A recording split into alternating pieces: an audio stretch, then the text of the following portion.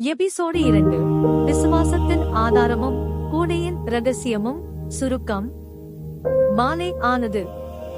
கிராமத்து கிணறுகளில் தண்ணீர் இல்லை என்பதை படித்த யோவான் பெரியசாமியிடம் வந்து, மண்ணுல ஆதாரம் இல்லை தாத்தா என்று கலக்கத்துடன் சொன்னான்.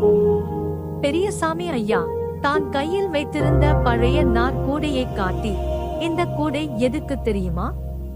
மழை பெய்யும் போது அந்த தண்ணியை ஏந்தத்தான் இதை கொண்டு வந்தேன்.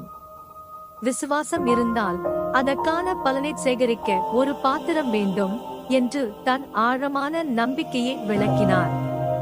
மாலை 6 மணிக்கு அனைவரும் தேவாலயம் முன் கூடினர்.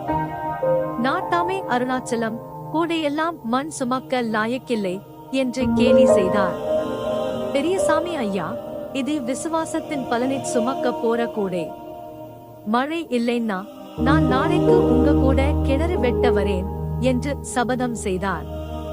பெரியசாமி ஐயா மண்டியிட்டு, மண்வெட்டி மண்ணை தோண்ட தயார், கூடை மழையை ஏந்த தயார்.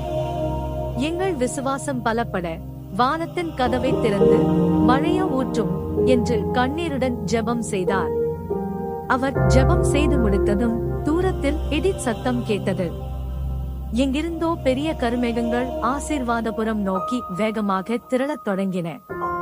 மக்கள் வியப்பிலும் அருணாச்சலம் பயத்திலும் உறைந்து நின்றனர். அத்தியாயம் 2 முடிந்தது. தொடரும்.